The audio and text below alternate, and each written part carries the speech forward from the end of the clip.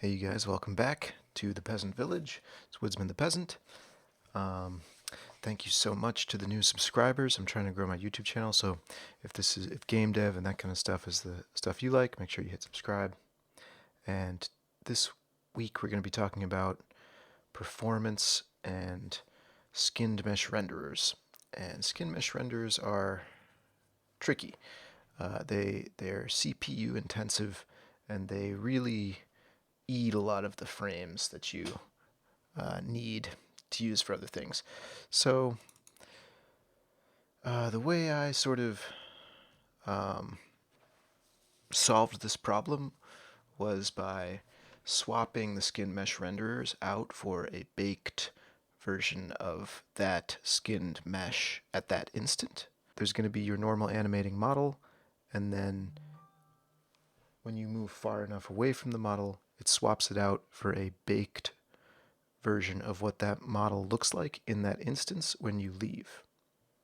So the idea is that you're swapping out complex components for simple ones based on proximity to the camera. And I know that's a lot, but basically we're going to be creating a new Unity project, and I'm going to be showing you guys my solution to this problem.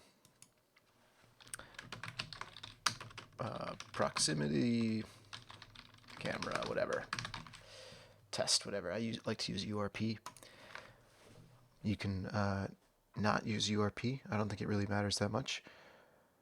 And what we're going to be doing is we're going to be going onto the Unity asset store and grabbing a free model that has some idle animations. And you can use any model you want, but if you want to reduce the amount of variables between what I'm doing and what you're doing, you might want to grab the exact same model I used. And the model I found was, oh geez, let's see. So coming onto the Unity asset store, we're going to go to 3D, we're going to go to characters, and it's going to show us a plethora of different awesome models that people have made that are Unity ready, that kind of thing.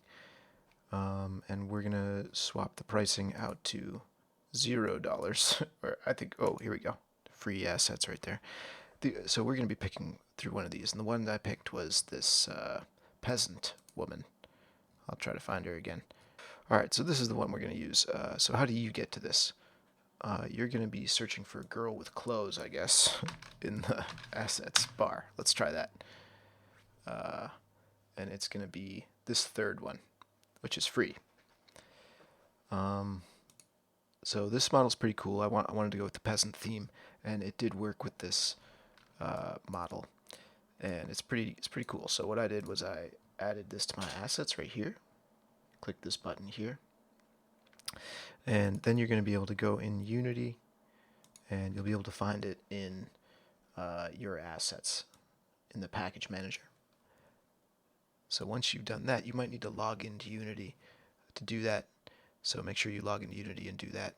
Get those linked. And now we're going to come back into Unity and start writing our, making our scene here. We're going to make a new scene. 3D create. We're going to add a plane. And we're going to scale it up on the Z and X. The next thing we're going to do, we're going to save the scene, just scene 1. And the next thing we're going to do is import that model that we were just talking about. So we're going to go over into Window, Package Manager, and we're going to go into My Assets here. That's where you're going to find the one you just linked up. And you might be able to even search it, girl with clothes in the Unity registry. I don't know. Let's just try that just for, yeah, it doesn't, I'm not really sure how to find it right at the moment, but I'm sure that there's a way. So we're going to go down into My Assets, then we're going to, right here, you might need to do refresh or load, click that button, something like that. And now that you're finding it here, you're going to be importing it. You might need to download it first. I already downloaded it. So you import it, and now let's see, we're going into the hierarchy. Right when you import it, there's going to be a new down here in the project window, there's going to be, let me move that over a little bit so you can see. There's going to be a new folder that pops up. And the folder that pops up for us is called cattleya. And so we're going to drill down into that a little bit. And we're going to see how in the bottom right, the materials look like they haven't been properly set up for URP. If things are pink, it means you need to convert them. So we're going to go back over here and find the materials, which are, let's see, here we go, materials. We're going to select these, and we're just going to convert, or let's see, edit, render pipeline, universal render pipeline, upgrade selected materials. That should work out. So let's go back and take a look at the prefab again. And yeah, that looks much better in the lower right. So now we're going to drag and drop. Very good. Now the next thing we're going to do, we're going to position the camera so it's a little bit more, just so that we see the character when we press play.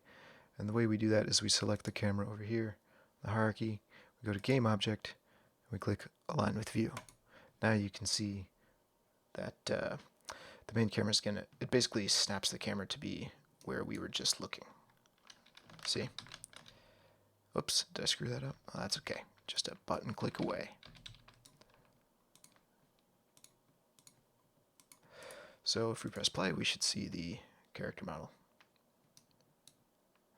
The character model isn't rendering, but that's okay. We're going to go into the game object that contains the prefab on the hierarchy, and we're going to look at the animator, and it looks like the controller isn't set up, and we're just going to click here. There's probably a default one, girl AC, and then we're going to click play again. So in this case, the animator was already set up, but you might need to actually make an animator component by clicking here, typing animator.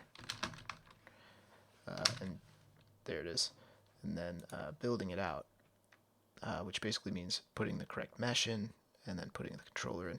So now we have our idling person.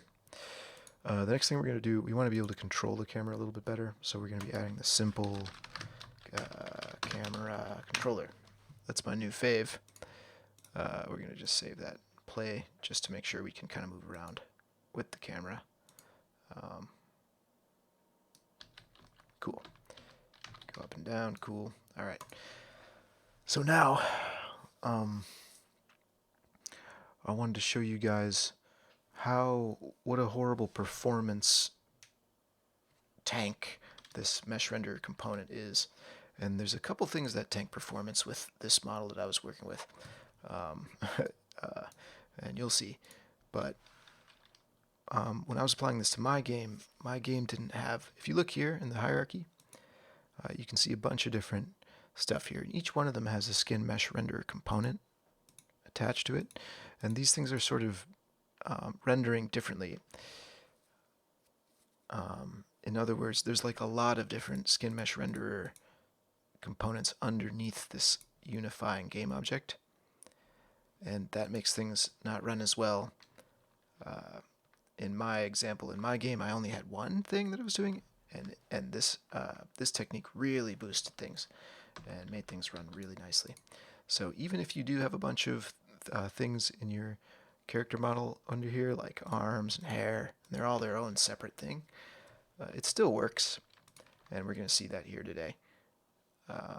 So what we're going to do, we were going to just duplicate a bunch of these and run it, and it looks like we're already getting an error. Resolve operation. I think that just might be something we don't care about.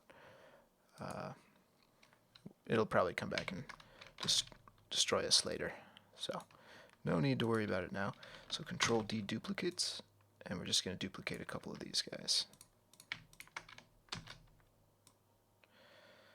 And I'm not even really sure how many we're going to do here. Let's do a lot. Let's do like 200 or something. I don't know. So we'll just keep doing this for a while. And until we get a nice lot.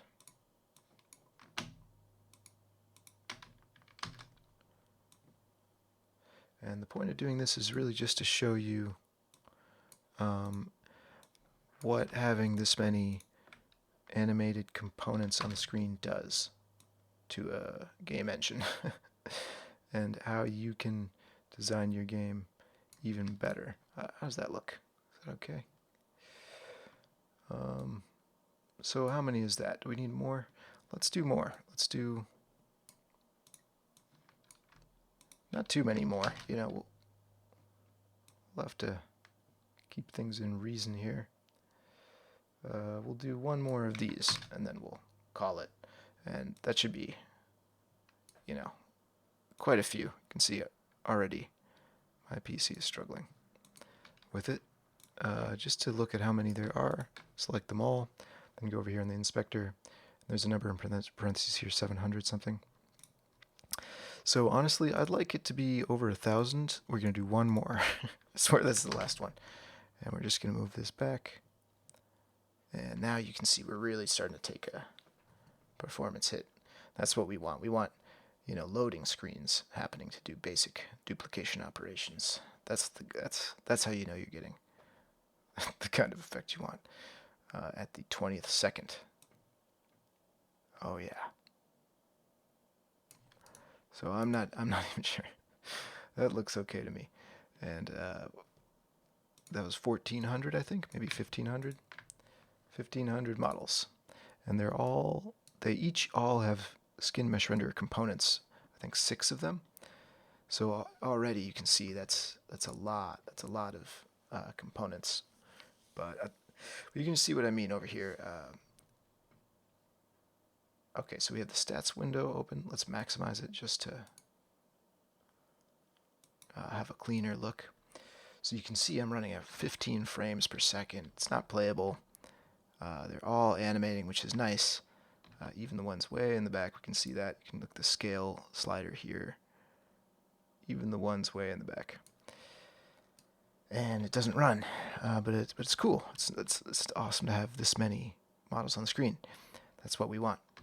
So now what we need to do is figure out how to make this run and at 60 frames per second. And the way we're going to do that is we're going to limit the amount of animator components playing there are. Right now there's 1,500. And we want there to really only be like 100, or really even less. And the other thing that's really eating frames here is the batches.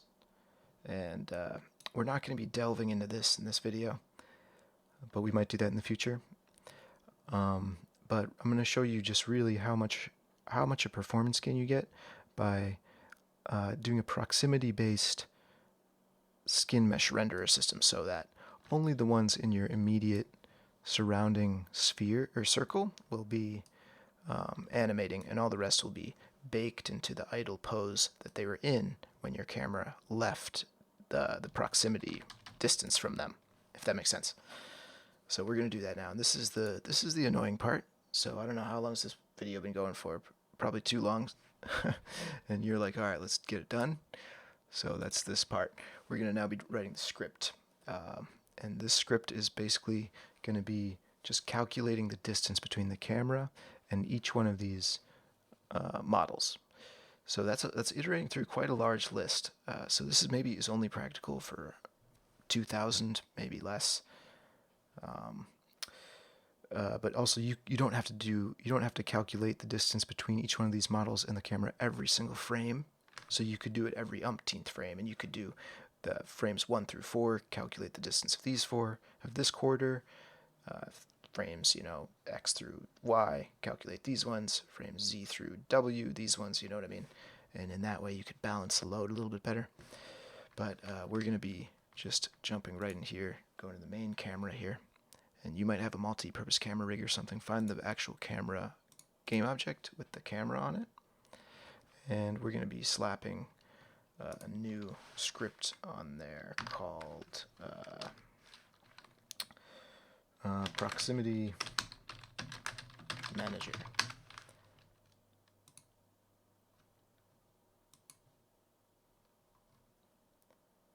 Okay, now bust that open in your Visual Studio or whatever development environment thing you use. And I think what I'm going to do is I'm just going to copy and paste all of this code into the comments. For those of you who don't want to code it out with me, you can just copy and paste this into a script. And there's a couple caveats though, and I'm going to be calling them out while we're doing the scripting. And so if you miss that, it's just the way that you are maintaining your list. I'll talk about that briefly right now. So right now, I'm just testing for like a subset of this string, and that's off the hierarchy, and I'm running through all the objects on the hierarchy, and I'm grabbing the ones with that string subset.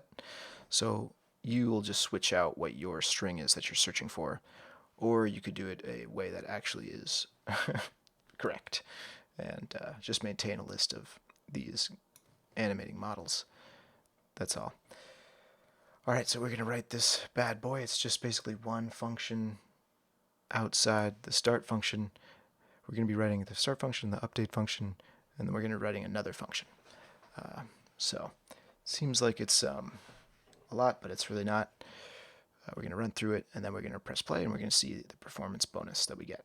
So I'll catch you guys on the flippy. Alright, y'all, so we're going to just code this up real quick. Some of the other things, I think I needed to add using system, so we're just going to add that here. I don't know, just for now. So just bear with me on that one. I'm wondering if I can remove that one later. Whatever. All right, so the first thing we're going to do is make some declarations of some of the stuff we're going to use. One of them is going to be something that we want to be able to adjust in the editor. And that means we're going to do a serialized field. This is the only one we're going to do, and if you don't understand what this is, don't even worry about it. Just copy this, and you'll eventually understand that this is just a way to, I think there's a bracket. I need a bracket. This is just a way to, like, oh man, I must have pushed.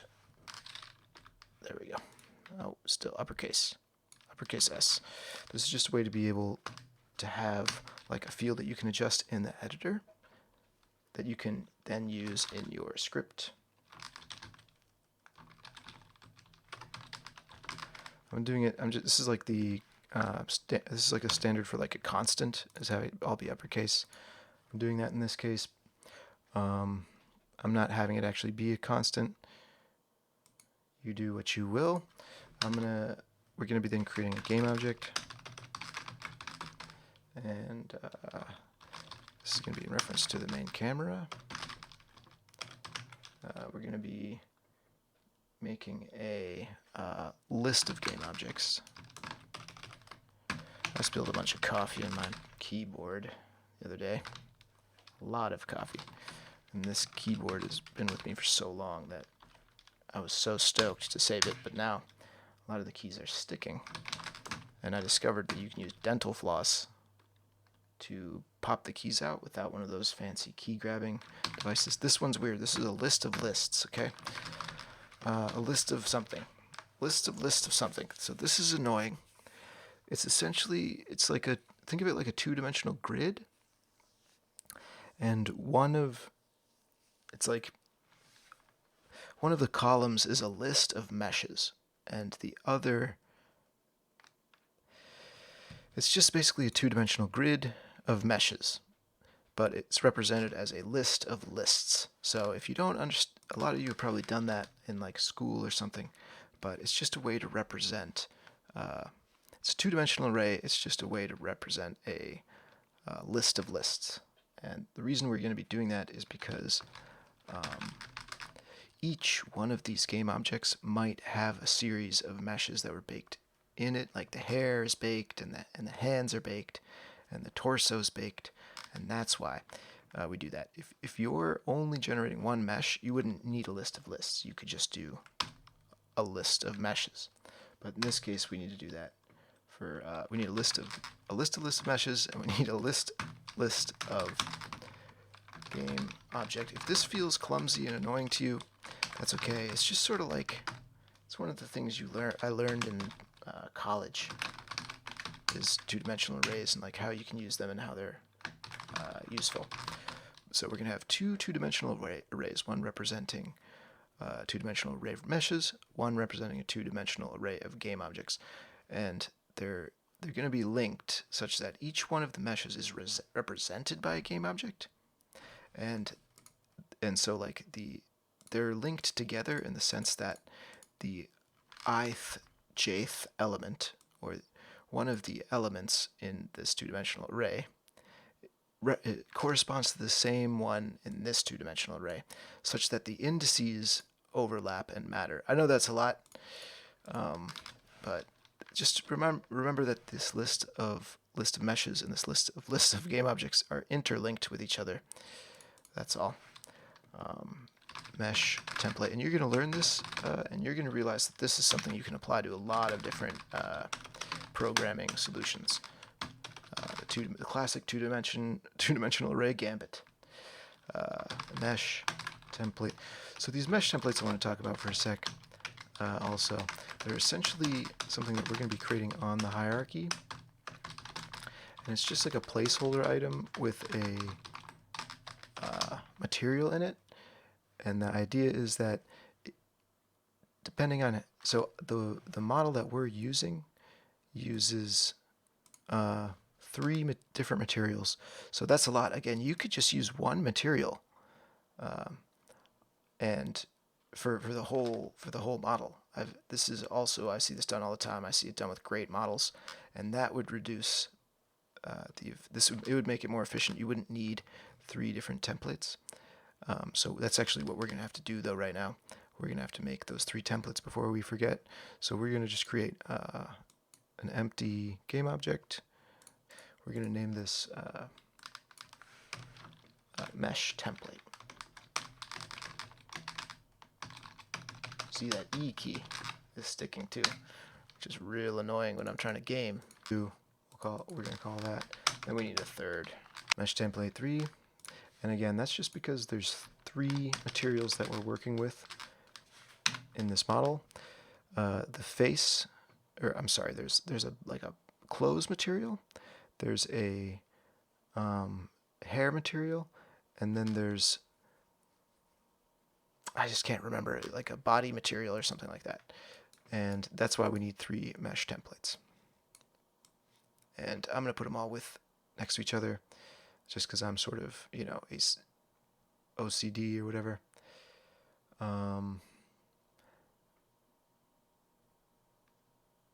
Gotta be a better way to do that. So now we have our 3 materials, and you might just need 1 material. And we're gonna, on these materials, we're gonna be throwing on a component. And the component we're gonna be throwing on is, let's see here, a mesh renderer, because we're going to be sort of using this template to build a dummy object of, basically we're going to be taking these skinned mesh renderer game objects, and we're going to be baking them into a simple mesh, and then we're going to be copying this template over to that mesh so it has the right materials on it. So that's the way I did that, and there's probably a better way to do that, but that's how we're going to do that today.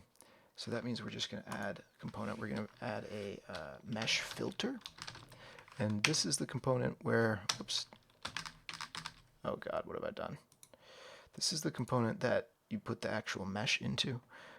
We're not going to be doing that right now though, and the other thing we want is mesh renderer. And the idea, this is the thing, is it's CPU intensive and costly to have a skinned mesh renderer, but it's GPU friendly, CPU friendly, because I think these are pushed off onto the GPU to be rendered, these mesh renderers.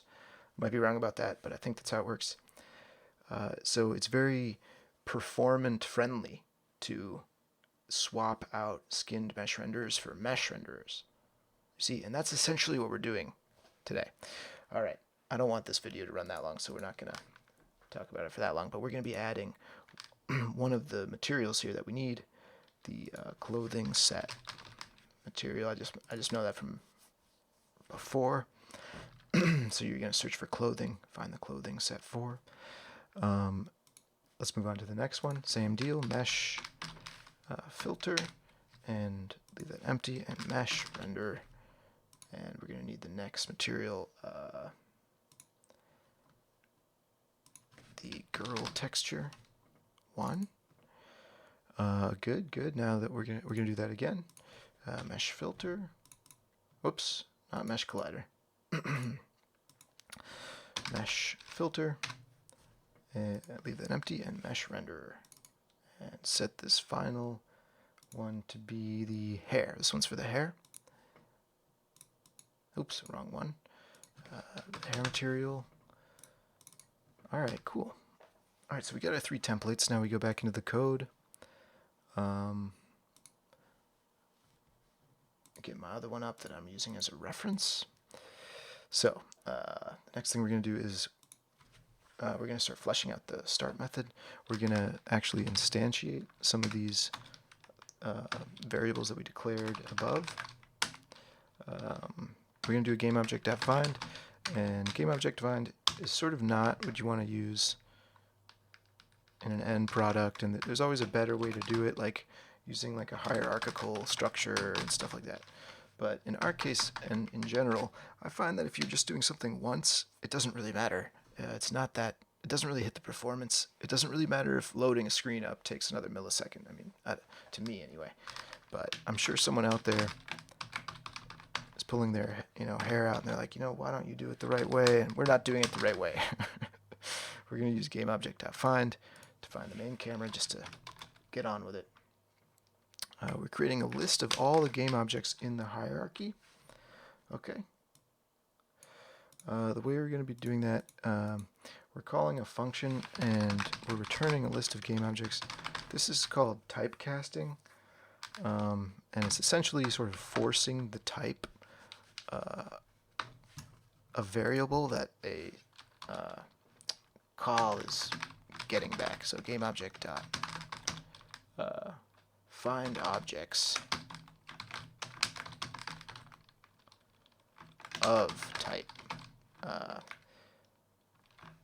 type of, which is a keyword in I'm not sure, I think it's C#. I'm not sure if it's Unity or C# specifically.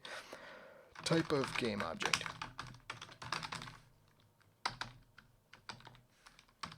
So I know that's kind of weird, but what it's doing is it's traversing, and so let's actually visualize it. It's traversing through this hierarchical list of game objects, which is quite a few, and it's flagging out ones that are useful to us. Essentially, any of these, I think all of, I think if it's on the hierarchy, it is a game object, if I'm not mistaken. So all of these are game objects. So it's going to return all of these in the list, which includes this list of these guys, right? So in retrospect, this typecasting might not even be relevant, but whatever. We're going to move on to the next thing. The next thing we're going to be doing is we're going to be creating from this list of game objects, we're going to be kind of curating a subset of them, which are the list of what I'm calling them is the NPCs. Whoopsie daisies, this should be beneath this. I'm just copying and pasting this, but I just wanted to copy and paste the comment part so that you could have it if you wanted to type it, but you don't actually need to type this out. So NPCs equal, we're just instantiating it, empty list, right? NPCs equals new list game objects. I'm again copying and pasting the next block here. Sorry for you purists. So the comment, just so you can have it, but this is the line you need. NPC meshes gets new list of meshes. So we're just again instantiating these things we did above. We declared them above, we talked about them a little bit. Now we're instantiating them as empty stuff. And we did that for all of the list of game objects and lists of messages, etc., etc. This next one, though, is a little bit different. We're going to actually be using the GameObject.find again to get that mesh template. You see? And because we know that we have 2 others in this particular case, but if you used a different character model with a different hierarchical structure, with different materials, you might be using more materials or less materials. If you wanted to insert this into your game, you might only be using one, and therefore you only need to use one mesh template. All right, so we got all three, right? And remember, we built these out a second ago in the hierarchy. So all we're doing is grabbing stuff out of the hierarchy, nothing too complicated so far. All right, now we're actually going to be iterating through the list of game objects that we created up here in the hierarchy. And it's going to be, we're going to need a, it's going to be a double for loop, which means we're going to need two iterators, basically, two variables that count up as we go through the for loop. So we're going to name one of them J, and we're just going to instantiate it to 0. And then we're going to create that for loop. And I know that I'm going to be doing the old school for loop, you guys, not a for each. I know that some of you are going to be like really pissed about that. I'm sorry. I is less than the length of the list, right? So sticky keys there. What was the name of the list? Go object list, right? There it is. Dot length. I++. And so we're just going to be iterating through this game object list. And as we're iterating through it, we're going to be testing a conditional if the list, the ith, remember the ith element of the list. So you dot name, oops, dot contains. Huge fan of name dot contains, by the way. We're just gonna write in a subset of that, which ours is naked set.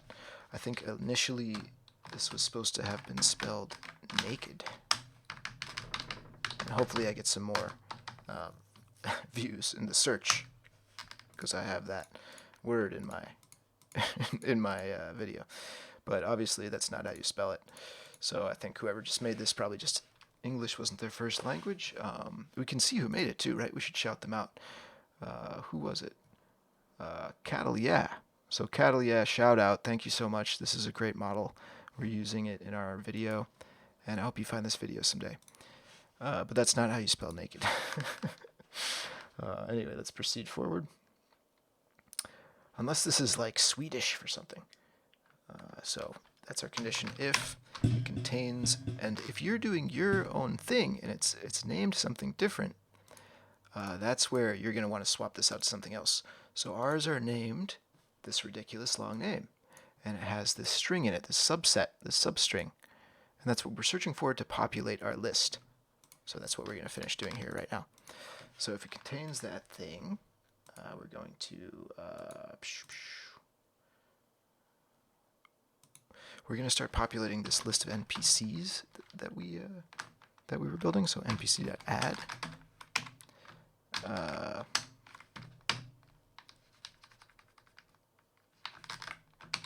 The ith element of that list. So if it's one of the models added to the NPC list, pretty much, right? Then we're gonna be creating a new mesh, and this is the mesh that we're gonna be baking into this variable. Temp mesh gets new mesh. Bare bones mesh. Nothing. Ooh, we forgot the semi. And then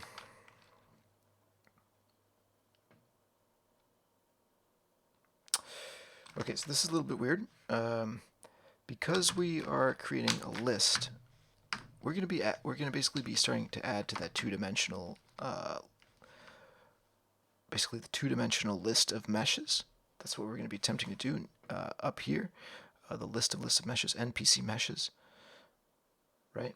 And so in the case that there hasn't been a row added yet, because it's just brand new and we're just starting, we're going to add that row. So this is a little bit weird. We do npc meshes dot count. So if the count is less than j plus 1, right? Because this off by 1 error 0 deal, you know. So we're basically testing. We're going to add a little comment here for clarity. If the list doesn't exist yet, we make a new list, and then we're going to be populating that new list with meshes. It's like testing to see if the row exists. If it doesn't, make a new row, and then we're going to put things in that row. Does that make sense? So we just need that little conditional just to keep us from getting tripped up. NPC meshes dot add. And remember, this is the two-dimensional array now.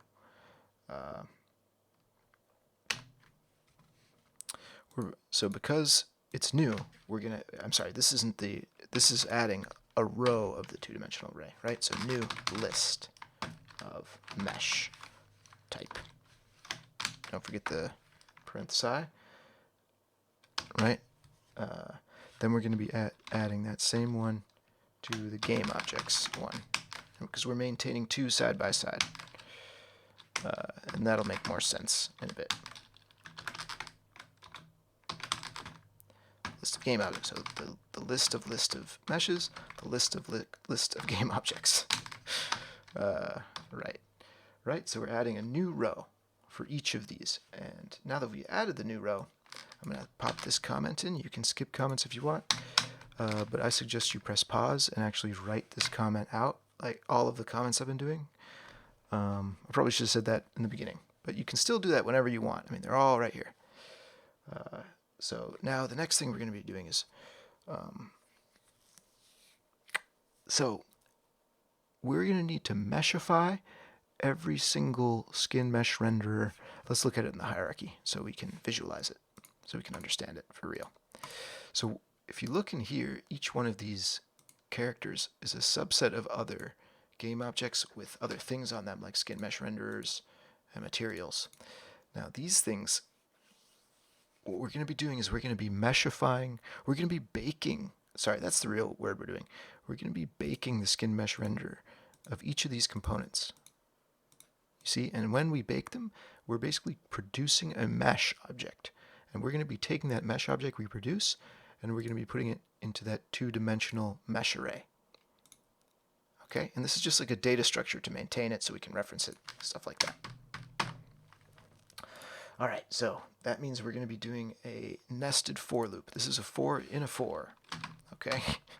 And so it's like the first for loop is going through the rows. The next for loop is like going through the columns, or going through each one of the elements in that specific row, more specifically.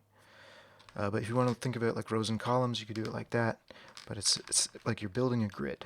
So int, and we already used I and j, so now we're on to k. Gets 0, k is less than NPCs j. Oh my god, what have I done?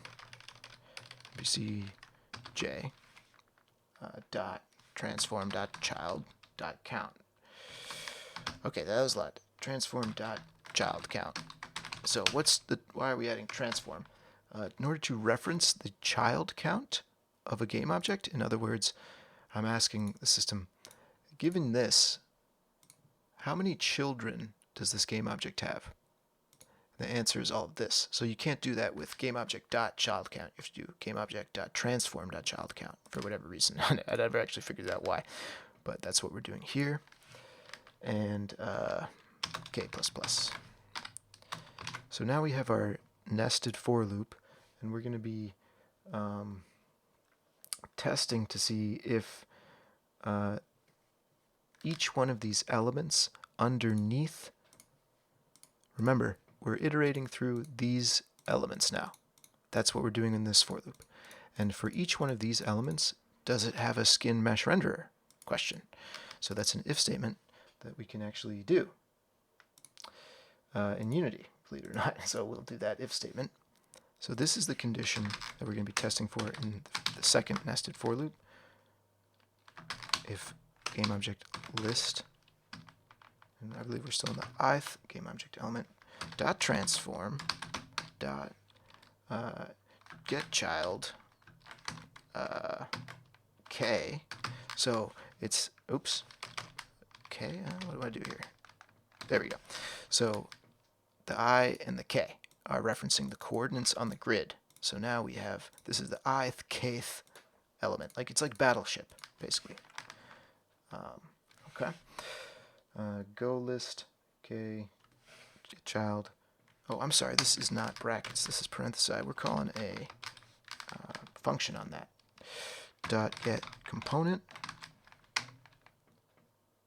And then we have to throw in the type, skinned mesh renderer is not equal to null. So what we're doing is we're asking it, do you have a skin mesh renderer? And if the answer is yes, proceed. If not, skip it. That's what we're doing. Because it would return null if we called get component skin mesh renderer and it didn't have one. Does that make sense? So temp mesh, we're working with that temp mesh we created up above now. So we're going to be now assigning temp mesh stuff. So we're going to assign the name because we're going to need this name later when we're trying to reference it. So my mesh plus j plus plus we're going to add a separating character plus k. Just so it's easy to identify, and this will actually, we're going to be able to see this in the inspector later, if I remember. What's wrong with this? We added a parenthesis, but why? Oh. We should not have added that parenthesis. That's why. That's just not supposed to be there. Alright, so we got the name now. We're going to want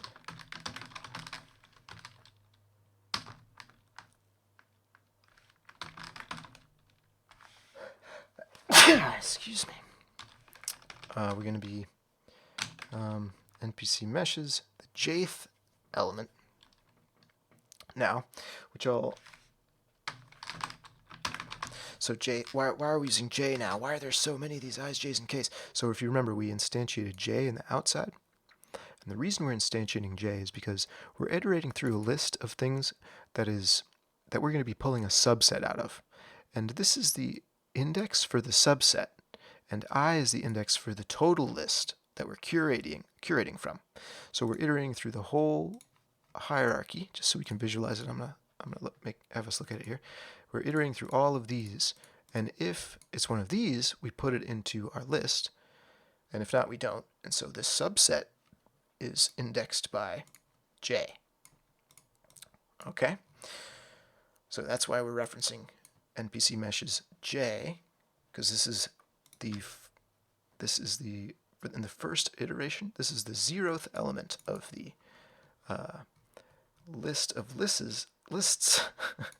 I know it's a lot, but essentially we're just fleshing out this two-dimensional array, basically. So NPC add meshes.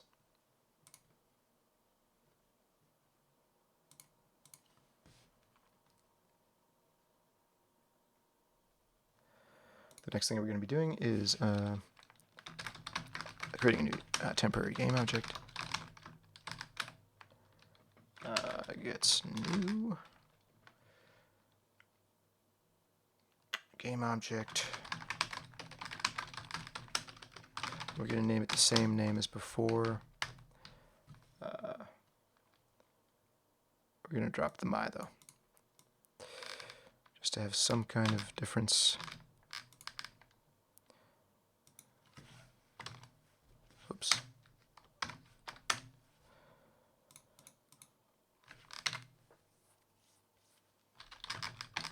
Okay, so now we've created a temporary game object, and we're going to be adding components to it. Now, if you remember what those are, it's the same components we were adding to the template before that we did manually. I don't expect you to remember those off the top of your head, or even remember what I'm talking about, though. So we're going to be adding a mesh filter and a... what did I do wrong here? Oh, that's right. These are supposed to be angle brackets, and then that. So brackets for the type, then parentheses empty. we're going to be adding a, if you remember, mesh what? Mesh renderer. Because the whole point of this is to swap out the skin mesh renderers for regular mesh renderers. So this is the magic. It all basically boils down to these two lines. But of course, we have a myriad of other lines to go. Don't start thinking that you're out of the woods yet. We're still just on the start function. But I don't want to discourage you. Actually, we're getting there. This is something we need to talk about briefly. So as we're baking this, so we bake all of these things, or we're creating these game objects, not baking them yet, at startup, and then we're setting them to not active because we're going to be swapping these out for the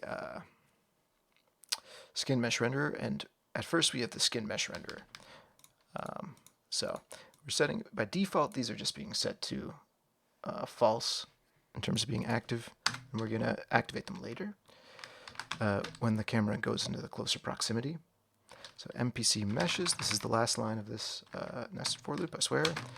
MPC meshes J, like we referenced earlier, dot add temp, the temp game object, my e-key sticky temp game object that we just did. What did I do wrong here? Oh, it's because it's a game object. Almost missed that. There you go. MPC message game object. So we're adding, so you see how we're adding to two different lists at the same time in here. So we're adding to one list of lists, and then we're adding to two, the second list of lists. One of meshes, one of game objects. Okay, so that was an ugly little bit there. And we're not actually even done. We're done building out the list. Basically, we're done building out the row, and now we need to do our first distance test. Oh man, you know what? I think I can't. Let's see. I want to make sure I get this right. So if NPC meshes count, 4. Now we're at the 4. Yeah, I was right the first time. It's here. If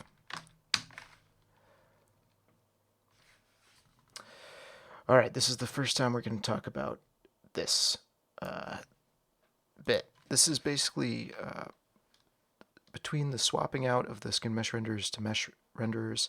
This is the other bit of this that you'd probably be confused about. This is just testing for distance between 2 points in space that are represented by a object called vector3. And if vector3 is familiar to you, this should be very easy for you. And if not, that's okay.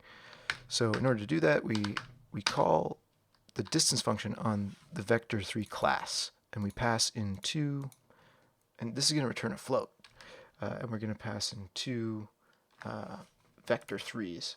The first one is going to be the camera, right? So main camera, if you remember, this is the reason that we did the .find method on main camera, so we could actually reference it and get some values from it. You gotta add that transform like before, dot position. That's how, and that returns, I believe, a vector3. Is that to return a vector3? I messed something up. Forgot the S. Distance, well, it's because we need 2. So see how so main camera.transform.position, see how that returns a vector3 object right there? I can't unmouse over it. Oh, I can, right here. So this returns a vector3 object, but we need a second vector3 object. And the second vector3 object, I think we need another parenthesis. And actually, we have too many. That was what was wrong. All right, the second is, so the distance from the camera to the distance to the actual ith element of the game object list that we're traversing through, which at this point should definitely be one of our NPCs. So it's just calculating how close they are. We also could use the jth element of NPCs. Meshes go is another option, but it doesn't matter which one we use, so we're using this one. Transform dot position. Cool. And then So that returns a distance. This returns a float, and we're going to be comparing. We're going to basically be testing whether or not that float is greater than or less than. If you remember our animating distance, which is that constant that we added above, which actually isn't a constant. It's the serializable field we added above. So that's going to be our test condition for this if block and our if block. If it is greater than the animating distance, in other words, if our camera is far enough away from a skinned mesh renderer model, bake it. Okay. And this bake it class, we're going to write ourselves. It doesn't exist yet. So if you're like, what? This isn't a thing. We're going to make it a thing. So just believe. This is what I was talking about. We're going to make our own class. Not class, function or method. We're going to make our own function. So this should be squiggly red for now. That's okay. We're just going to finish this up. You could do this if you choose. You don't have to. I do this just for... Sometimes I just come back in and test, and also it's good for style, but it also uses up more lines than you need. So that's one of the drops. The last thing we're going to do, which I of course would forget if I was you, is to increment j by 1, right? Because this j is not in a for loop. We don't want it in a for loop, actually. We're just incrementing it when it finds something. So we're moving forward with one error, and that's fine. The update function isn't as intense as this. That was well done. That was like 50 lines of code. So, and a lot of that was pretty annoying, but most of it was just kind of grabbing. Oh, it was about 100 lines of code actually. Oh, well, whatever. Moving on. You did it. Congratulations. Update function. All right. So we're going to be doing something similar to what we just did. So this next thing we did is going to be familiar to you. We're going to be testing the distance between the camera and the NPCs, and all of them. That means, means we're going to be iterating through a large list. And so what you might want to do is do this every 4th time. So then it's just one test for like a numerical value, and instead of iterating through a list of 2,000 items every frame. We're not going to be doing that. We're going to be actually iterating through a list of 2,000 things every frame. Just trying to help you out for how you can make this even more efficient as you move forward. Because this is just going to be basically a starting point for you to be able to model huge crowds on the screen without any kind of crazy bells and whistles, in a way that's just sort of, it's pretty intuitive. It might not feel that way as you're coding it. All right, so we're going to iterate through that whole list of NPCs, right? The curated list that we use J with. Okay, it's all of these elements right here. All of these clothing set guys, which represent each one of these skinned models, right? That we drag and dropped. So we're iterating through the list of those guys. And when we iterate through that list, the first condition we're going to test for is that ith element. If it's active,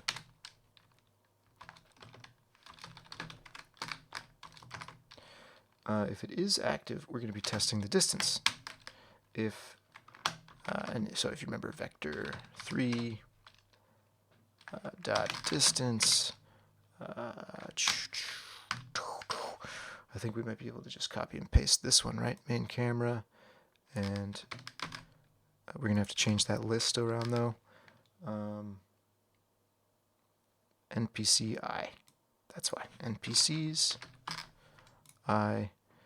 And we're forgetting one thing though. What am I forgetting? Right. That's not a true false condition. We're going to be doing less than equal to the animating distance serialized field. That should be good to go. Yeah. So if we do that, again, bake it. We're just doing the same thing as up here, right? Same thing, we're just changing around this. Using a different list, but it's similar. Bake it, and that's going to gonna be an error, so don't worry about it. We're gonna move on. Else, if it's not active, right, we're gonna be testing the distance again, which is gonna be the exact same line we just did, the same if statement. So we're just copying and pasting from up here, right?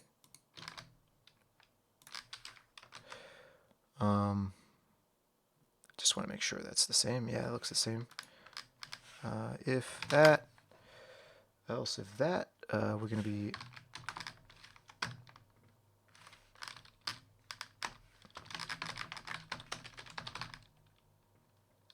setting it active.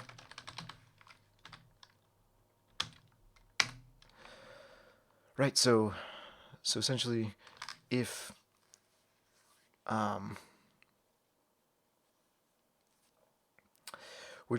it's just the opposite.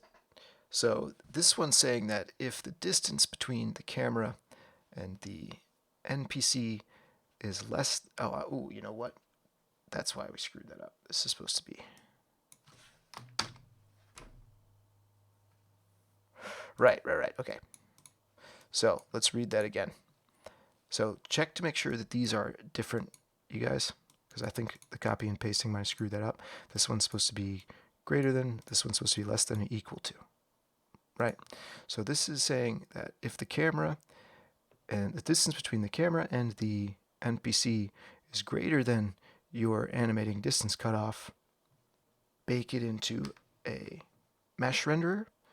Else, if the distance is less than or equal to the animating distance, set the original skin mesh renderer to active again. So that's swapping back in. We're not actually deleting the skin mesh renderer. We're just setting it to not be active. Does that make sense? So for every baked mesh, there's an accompanying skin mesh renderer that's disabled and exists in the background and is just ready to be swapped back in. Okay, so that's what that does. Okay, and then there's going to be a for loop here for int j gets 0. We're creating a new iterating index. J is less than npc meshes game objects, right? Because there's meshes and then there's game objects, the two-dimensional arrays. Dot count.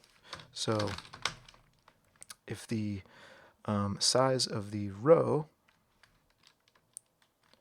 is less than, if j is less than the size of the row, we're iterating through a row right now. So basically what's going on j++. And let's finish this up. NPC meshes. This is the annoying part. j, right? Because it's a two-dimensional list. And this really does work, believe it or not. Set active. Seems like it wouldn't work because this isn't actually, this would work if this was like explicitly an array, of course, but this is actually a list of lists, which is weird.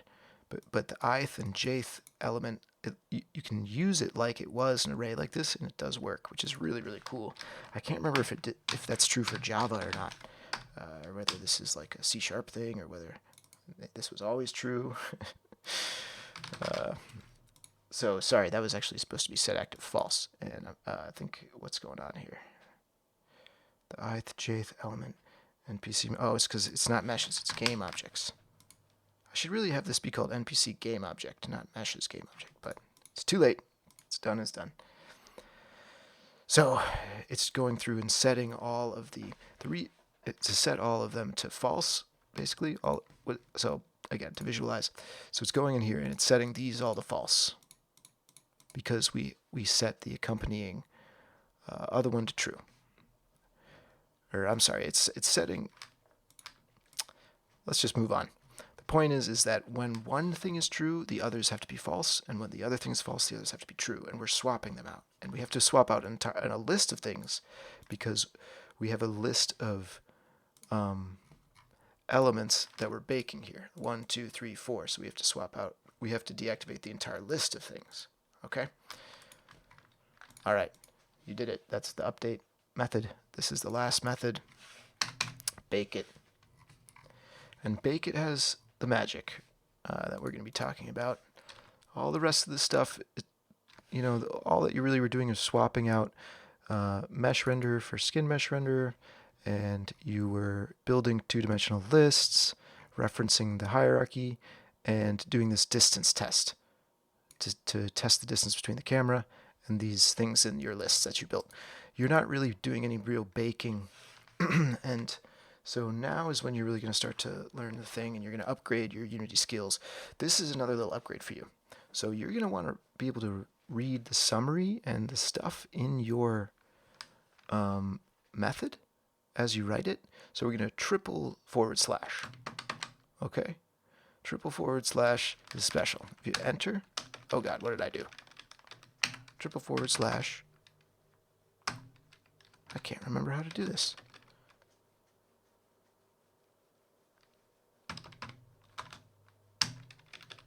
Okay, I'm wrong. You can't do it. Okay, what we're going to do, I think you can triple forward slash, but you need a, this is what I'm assuming is true. You first need to write the method that you're doing. We're just going to do that for now. We're going to add the parenthesis too. Now it knows it's a method. Now we're going to triple forward slash. So sorry, that was anticlimactic. But really cool trick is now you can write the summary. Bakes the game object passed in, right? And I think actually we might need to go back and do that again, because I want to make sure we know how to. So that's G0, not G0. Game object int j. Okay. So now I wanted those parameters to pop up too, though, right?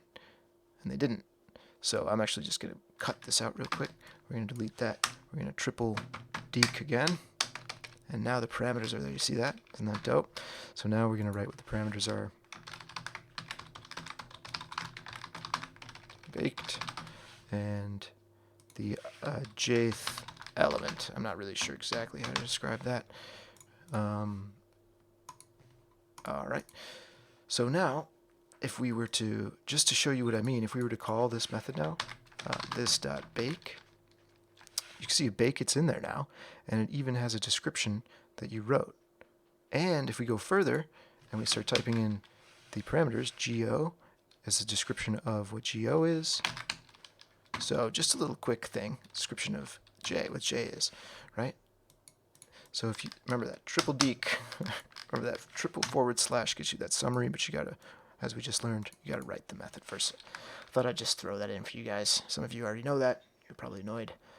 And others are probably like, oh, that's awesome, cool. Vector 3, I see lock. So this is the first line we're gonna do. And all that it's doing is just locking the position of the game object passed in to a variable. That's all we're doing with that one. Okay, so this next bit, the get animator, and call the sample animation function on the ith element. I think we meant jth element. So I added this little bit for this next bit, these two lines. Okay, the first line is just referencing the animator component. We're going to go into Unity, and I just want to show you what I'm talking about so you can be on board with me. And over here, in the inspector of your character model, you can see we have an animator component right here. And we're just grabbing that. That's all we're doing here, right? Going back into typing. This next line is the meat and potatoes. I would say this next line is what it all kind of boils down to. And it's the sample animation function that we're going to be calling on the skinned mesh renderer. Right? Actually, there's two. Sorry. There's two. It's this one, and then there's the actual bake one. So besides the actual bake method, there's this method, which is sort of queuing up when to... Oops. Rather than talk a lot about it, I'm just going to write it. Runtime animation controller dot animate clips 0, which should be the idle clip. But I think that you'd swap out, like running might be 1, you know, that kind of thing. But for this example, we're just going to be doing idle animations. We're going to be delving into that later in the next videos. So make sure you subscribe and like this video, you guys, if you're enjoying it so far. But of course, you won't enjoy it until you see the results, which are coming. All right, so sample animation, we're passing in the game object, right? And we're passing in the number 0. And I believe that refers to the state machine, something like that. I'm not exactly sure what it refers to. If we open up the animator thing, I think it just refers to this. I'm looking for a 0, though. I don't really see a 0. You know, I really know. I don't really know. I just tested it and it worked, and it was the idle animation. And so I moved forward. So the next thing we're going to do is we're going to put in a conditional test if NPC meshes GO, the game object two-dimensional array, JI, oh god, I. So again, the jth element we passed in, I, we must have gone too ahead because this is, yeah, you know what? That's my mistake. We're gonna need, this is gonna be inside a for loop. The next thing we're gonna, no, I already got the for loop out, right? No, that's where I screwed up. Okay. Now I see where I screwed up. I got ahead of myself. Comment that out for now. All right, so next thing we're gonna do is we're going to be baking the meshes for each skinned mesh renderer component under the game object passed in as arg0. So what this basically means is for each one of these game objects that we're passing in here, it, like I was talking about before, and we're going to just go and visualize it, it has its, let's close this window here, it has the associated skin mesh renderers. Sorry. So this is the game object we're passing in, and underneath it, you can see each one of these sub-game objects has a skin mesh renderer component. So we're basically going to be grabbing all of those, right? So back in here,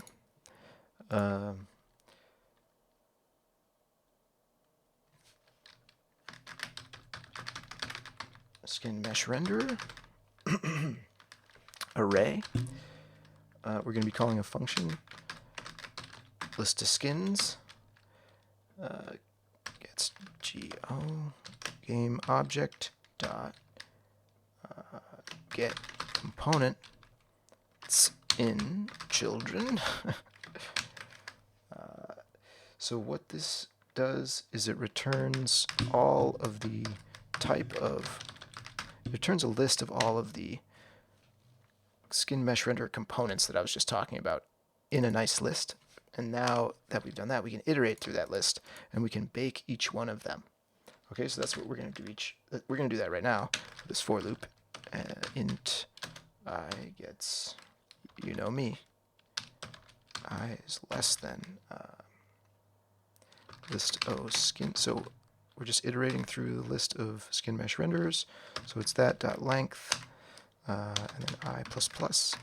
And inside of this, we're going to be doing the bake mesh command. This is really the command. I spoke too soon and I was talking all that smack.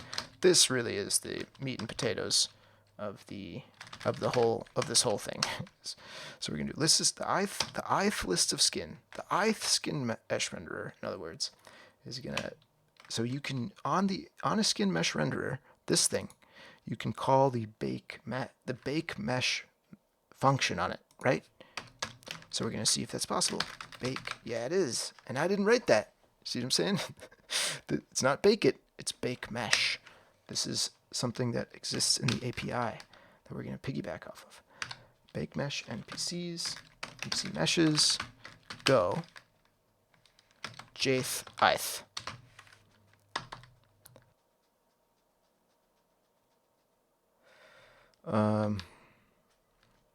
dot get component mesh filter dot mesh.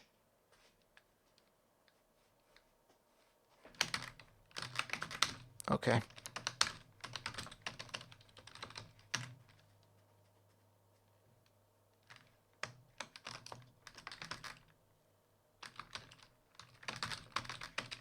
Remember our friend mesh filter.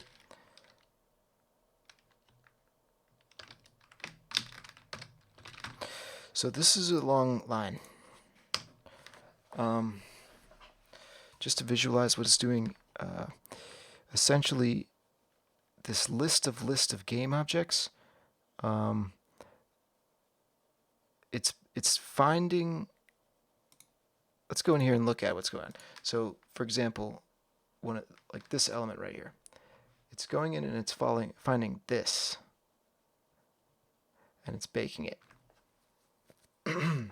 This over here, clothing set underscore 04 underscore body. If we click on that, can we actually see the mesh? I think so, down at the bottom here. So if you recognize that, I mean, that's her torso section. So essentially what we're going to be doing is we're baking this torso mesh, right? And then we're going to bake the pants mesh, and then we're going to bake the shoes mesh, right? So that's what we're doing. And this is the list we're iterating through. And so yours could be much longer, you know, and you could bake a lot of different things. If you don't have a list of things to bake, though, it's even better, though, because then you don't have to iterate through a list. If you just have one thing, like I was talking about earlier. So list of skins, dot mesh, baking each one of those meshes. Very good. So now we've baked the meshes. Now we need to assign the materials, right? That was what I was talking about. That's why we have all those mesh templates for. So if, and this is sort of a sloppy way of doing it, in PC meshes, and those of you who are sort of porting this over and you wanted to skip to the end and you just wanted to pull my code out, this is where you're going to have an issue. If the jth element of MC mesh game options dot name dot contains, you know me, -3. Not -3. It's actually -3 technically. Or NPC meshes name object. Missed the E there. jth dot name dot contains -6. I'm going to explain what's going on in a second here. What are these dashes? What's going on? So it's just part of the naming convention I did to be able to find which components have which materials, and I'm just sort of hard coding it in for this specific. This part is specific to the model that you're using. So if you're only using one material, you can just then assign it to the mesh template. But if you're using multiple materials, you need to differentiate them in a way. And the way that I'm differentiating them is by the name.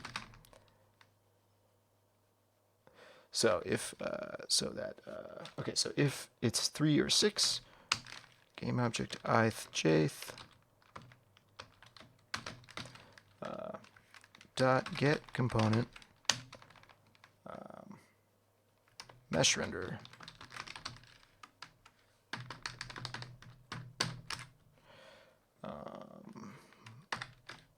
Materials. So you can do the dot materials, and we're assigning the dot materials, and what we're assigning it to is those mesh templates we built. So this is in the end where this is coming into play. Mesh template, what was that? Mesh template 2. So in this particular one, it's mesh template 2. Then we're going to do mesh template 3. Then we're going to do a mesh template, basically. And I misspelled something. Oh, it's because I need to reference the component. That's why. Mesh template 2 dot get component. I may have also misspelled something. Mesh renderer. Oh god. Okay. My keys are sticky. Dot materials. Right. Dot materials. With an S. Okay. The next thing we're going to do is else, remember there's 3 materials, so we need to do this 3 times. Else if for the condition of, and we're going to copy and paste this, and I think it's just one case and it's just 5, so we don't need the or, so we're going to delete that one. We're going to add 5, right? And this one is going to be just like the one above, except we're, instead of taking mesh template 2, we're taking mesh template 3. So delete 2, add 3. And then else it's all the other conditions, in which case we set the materials to the original mesh template. And that's it, right? Save that. So we've done a lot. And that should be it. After that, in the same for loop, we need to assign we need to snap the position to be the position of the skin mesh renderer that we're baking. So we have a skin mesh renderer and we're baking it, and now we need that model that we baked to be in the exact same position as where the skin mesh renderer was, so it looks like they were swapped out. Does that make sense? We're going to add a comment just to make that clear. Make the mesh and skin mesh same location. So game object dot transform dot position, remember that we need that vector 3, gets npc location. That's the thing we assigned above, remember, up there. Then we need to do npc meshes ith we gotta do another ith jth thing. Oh, game object ith jth dot, I'm sorry, it's jth. We've been doing jth ith dot transform dot position. We're almost done, guys. Hang in there. Gets game object, and then we gotta see what went wrong and why it didn't work. But maybe, hey, you never know. Sometimes things just work. Happens occasionally, but not if I'm spelling like that. Position. We forgot the S again. And we misplaced the R. And we forgot the I. Okay. Okay, so now more position stuff and NPC meshes. One of those might be redundant. I'm definitely going to want to go back and refactor this solo you, but for now this is a functioning system and I'm happy with it, and I want to move forward with the tutorial so I could do the next part. Active true. So remember, after we bake them, we got to set them to active. Okay, save that. We're going to do a good old, oh, do we remember everything? No, there's one other thing. Because we're baking the mesh and setting it to active, we need to unactivate the other one. So we need to set the other one to get inactive. The one that we're setting to inactive was conveniently called into this method, go. So this game object that has the skin mesh renderer components underneath it, we're going to actually set that active to false after setting the baked ones to true, right? So we're swapping it out. So then save it and brave it. All right, you guys, this is the big moment. Oh God, it's already a problem. We forgot to add a second parameter when we were calling our bake it. The second parameter is just I, though. Not a big deal, right? So now there shouldn't be any errors. Make sure we baked it with a second element there. Yep. So this one's I, that one's J. You'd be tempted to use J, but there is no J in the scope of this update method. All right. So a lot of I's, a lot of J's. I know that's annoying, but we're going to come back in now and theoretically, well, we'll see what happens. Let's just put it like that. We will put it like that. We will cross our fingies. Okay, so what's next? So go to the main camera next and look at that. I just want to verify this did update. We now do have our serializing field, if you remember from before. This serialized field that we added, and I was like, this will make sense later. That's how you add a field that you can actually change into the Unity editor. So let's make this 7 or 6. I would recommend using like 6. Save, and it just means 6 units away from the camera.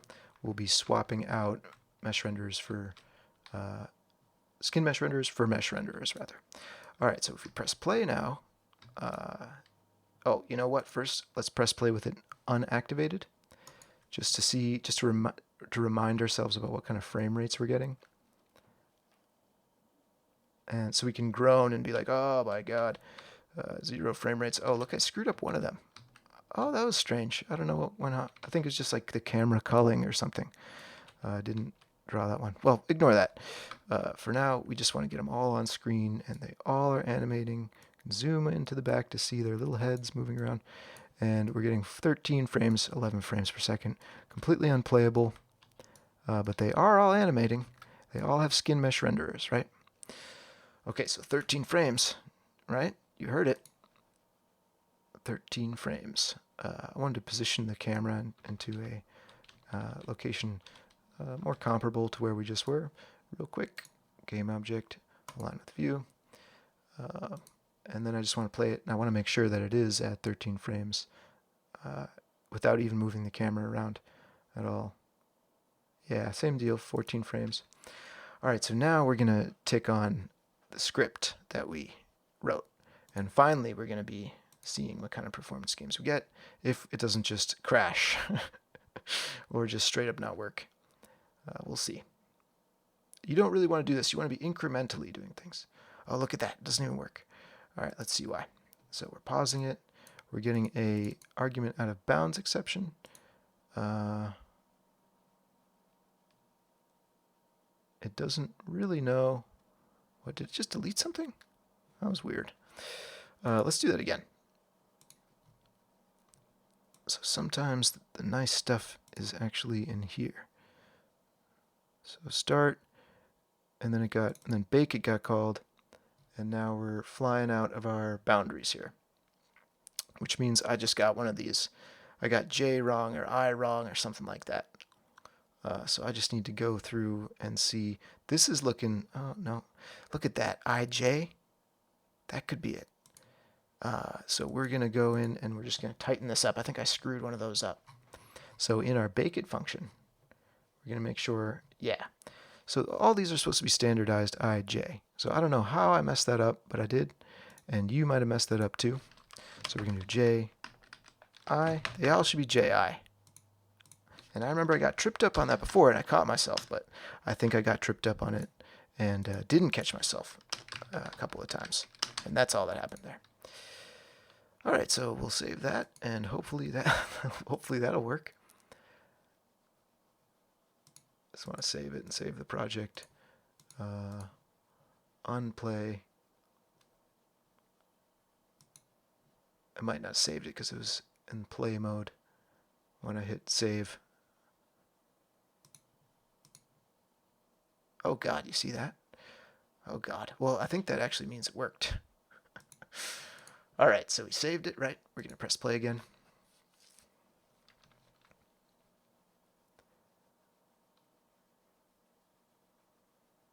And look, all of them are all weird, but they do snap back in and out, which is good. So you can see here everything's wrong now, obviously.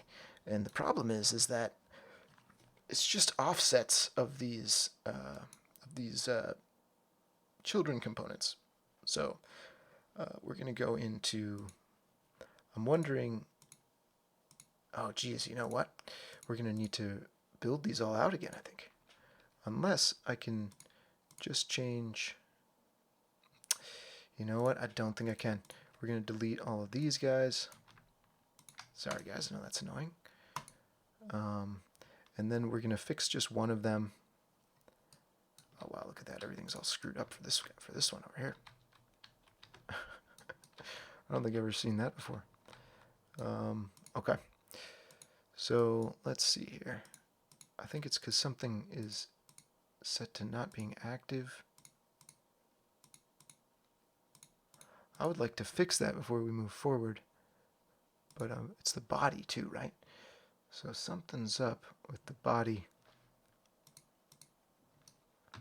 and I do not know what it is. Those look like the hands, maybe? No, the feet. Those look kind of like the feet. I think the body is the foot. Look. I don't know. I must have screwed that up. Here, let's switch that back to body. What's the difference between these? Might as well try that. All right, let's save that. I don't know how I swapped those out, but I think I did. So, all right. So as we zoom in, does it fix it? Yeah. Okay. So now it's fixed, sort of. And so now we can proceed forward with fixing the problem, which of course is the offsets. So as we're going in here, we're seeing that this one's already -90, which is why it was rotated down. We don't want that. And this is just the nature of the beast of sort of taking someone else's asset and importing it into your game. There's going to be a couple things that are a little bit off that you got to go in and fix. Here's another one. Look, the boots, pants. Yep, same deal. What else? Right. Well, let's test that. Could be I'm all wrong about the boots and the pants. No, that looks about right. Yeah, the boots and the pants were correct. We just need to finish with all the rest of it, and we will. So, boots and pants. Here we go. The face and position offset. We don't want a position offset either. 0, 0. Hair. The hair, I believe, shouldn't have any kind of rotating thing either. And the arms also should be 0, not 1. So we're going into all of these and we're just putting all the position stuff and rotation stuff to 0. That's all I'm doing. Okay. We're going to save that. And we probably need to do it for these two, but these ones are, this is like the underwear. And we're not even doing that right now. So we're not interested. We like these peasant clothes for now. So we're going to press play again. And you can see how it looks much better now. But you can see how the face material is a little bit off. You see that? So zoom in, the face material is off. It looks like, here, I'll press pause so we can really zoom on it. It looks like the hand material is a little bit off too. Face material, hand material. Okay, so the deal with that is, what is the deal with that? Face material, hand material. We're not correctly setting the material in our script, it looks like. It's these ones. But that looks right to me. Let's run it again and see if it's generating. Here it is. It's generating those meshes. There's a space in between them though, and I think that's why our testing condition actually doesn't work. It's because there's a space in between them. So we're going to actually go into the code and remove that space. And yeah, see that? There's no space in between. We could just add a space. That's the other thing. But we're going to remove the space right here. And was there another reference? Okay. Test again. It's like I said, you do it, but then you got to test. And yeah, now you can see that looks just fine. Let's zoom in here. Yeah, that's looking good. And you see how it's not animating? You see? So now we're going to try our little test again. Control D to duplicate. And we are just going to duplicate away. Sorry for the monotony. You can fast forward through this. Maybe I'll speed it up actually.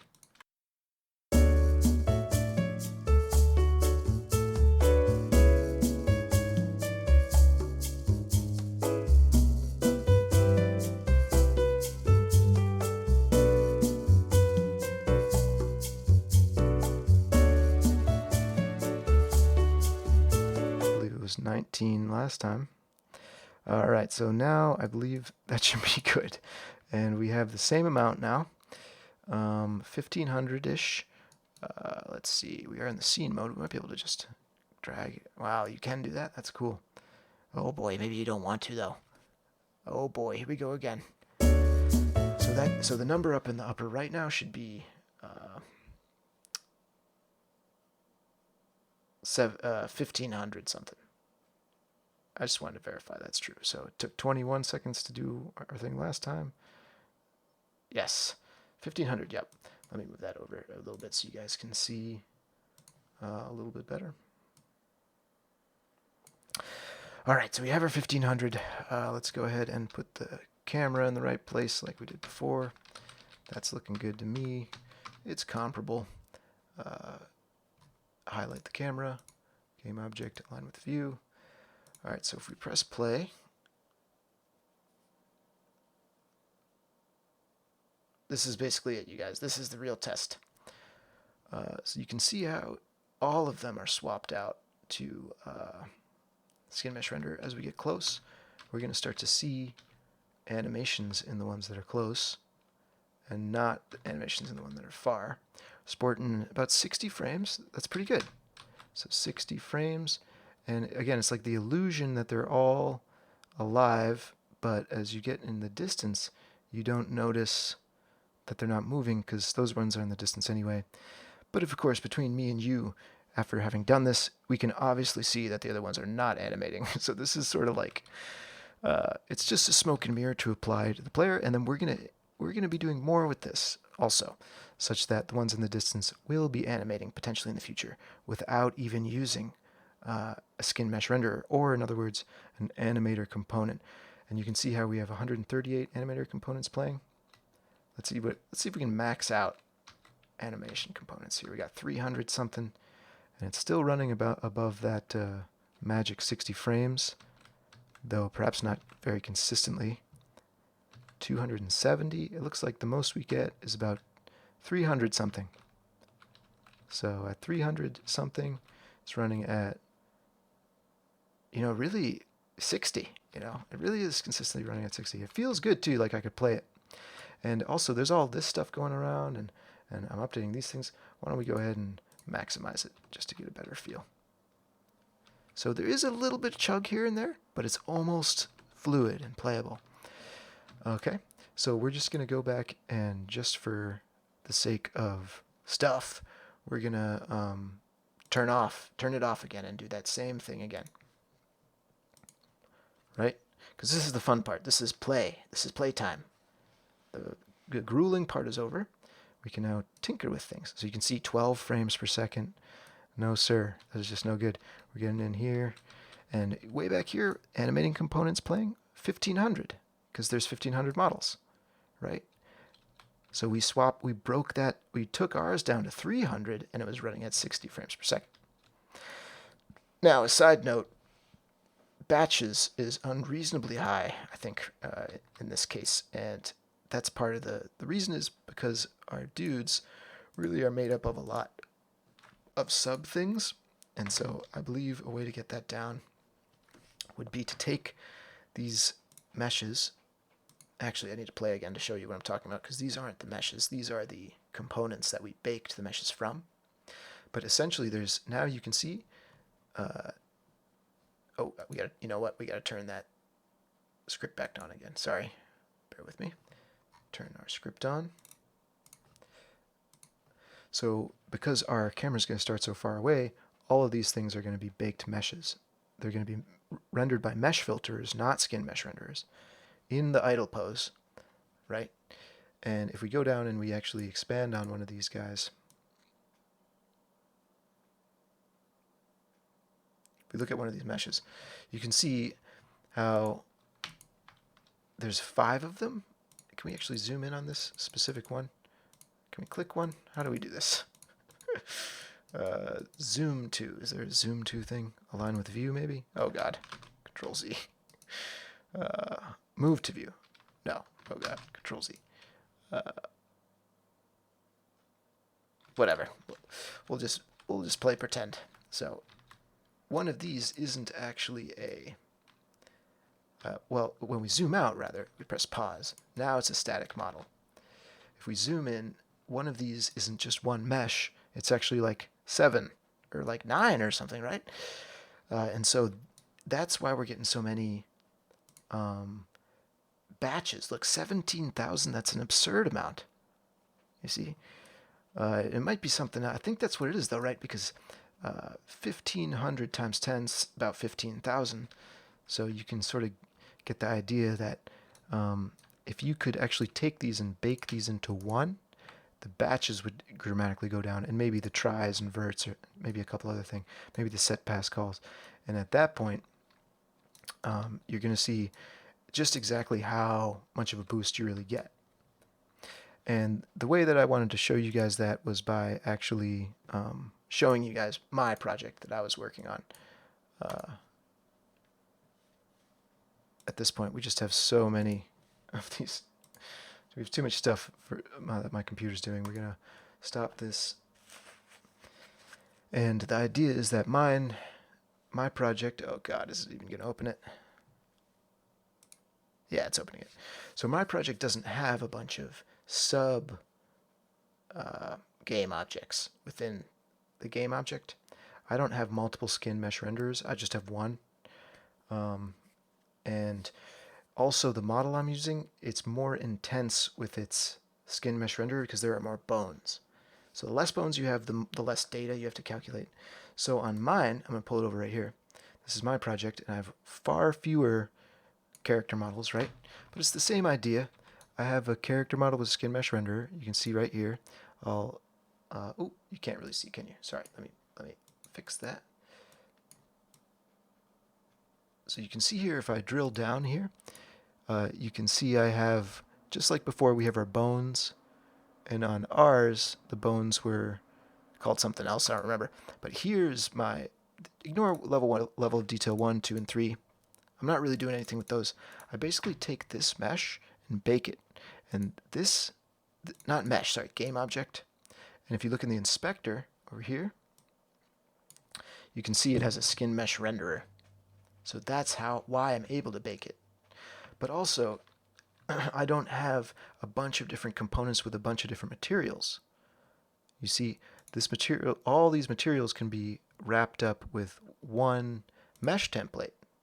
Even though there's two materials technically, the two materials live on the same game object.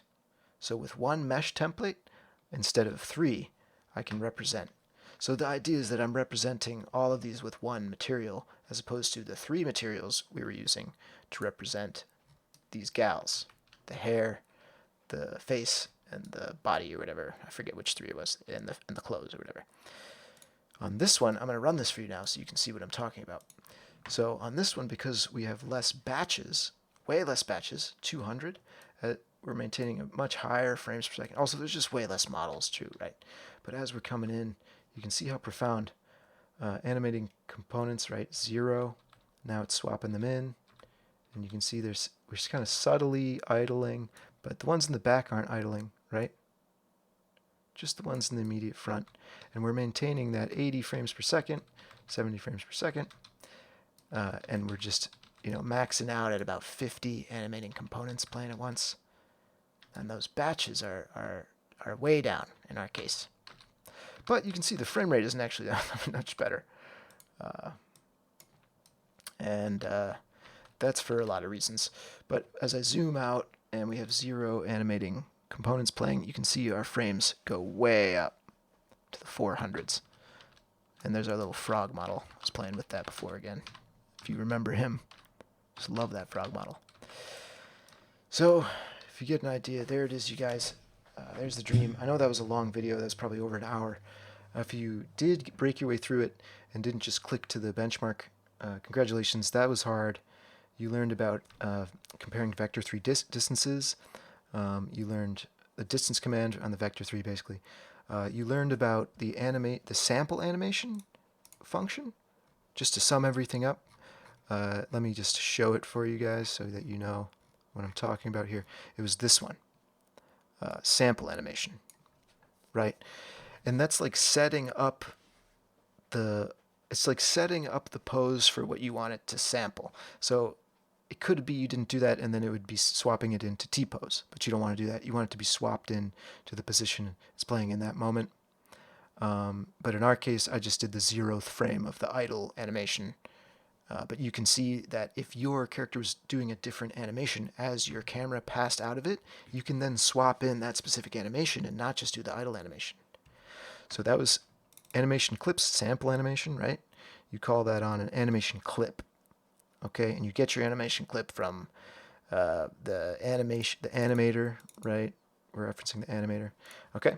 The next big meat and potatoes was the bake mesh command that you call in a skin mesh renderer to make a snapshot mesh of what that boned mesh looks like that's being animated at that given time. Okay? So those are the things that were hard. Those three things, those are what we learned. We coded it all up together. We learned a couple other cool things. And I just wanted to thank you guys so much, those of you who stayed with this to the end. I know this was a really long one, but it was a good one. And next week or next month or whatever, how long it takes me, we're going to be getting into how to swap in these periphery meshes that are just baked into a still thing for maybe a couple different meshes that switch between them. Maybe just the extremes of the walking animation, so it looks like they're still kind of animating. So check that out for next. Make sure you subscribe and hit like so that you're and hit the bell icon so you're notified when that movie does come out. And game dev's really hard, you guys. This was a hard thing to do. It was really coding intensive. If you're brand new to coding, you must have learned a lot. Good for you. And if some of you maybe you've seen most of that and you just didn't know about how to bake stuff, so this is kind of the perfect next step for you. For those of you who are interested in doing crowds, this is a great beginning point to your solution to how to have crowds in your game all at once. And it's by minimizing those animator components in your game. Now, moving forward, dots and ECS, this new entity-based system, I think is going to actually be swapping in maybe a way to potentially entitify skin mesh renderers with the unity.animation package file, unity.animation package. I'm just going to show you what that forum looks like now that you have to track. For those of you who really do want to be on the pulse and don't want to wait for my video and want to know, like in the actual forum, when it ticks over. Let's see if I can find that for you guys now. Let's see. Here we go. Dots animation. So I'm going to leave a link to this forum in the description, and it's going to be labeled Dots Animation Forum. And that's how you're going to find that. But this is what it looks like. And this is the forum that I keep checking to see if Dots has now included animating into their entity package. That's what we're waiting for, okay? But until then, we're just going to be swapping these skin mesh renders out with regular things. Maybe you just want to stick with that for your game development thing. Anyways, thanks so much, you guys. This is Wisdom the Peasant. Make sure you check out the Twitter, the Discord, check out the YouTube, of course, and walk softly and carry a big dream, you guys. Love you. Stay up. Peace.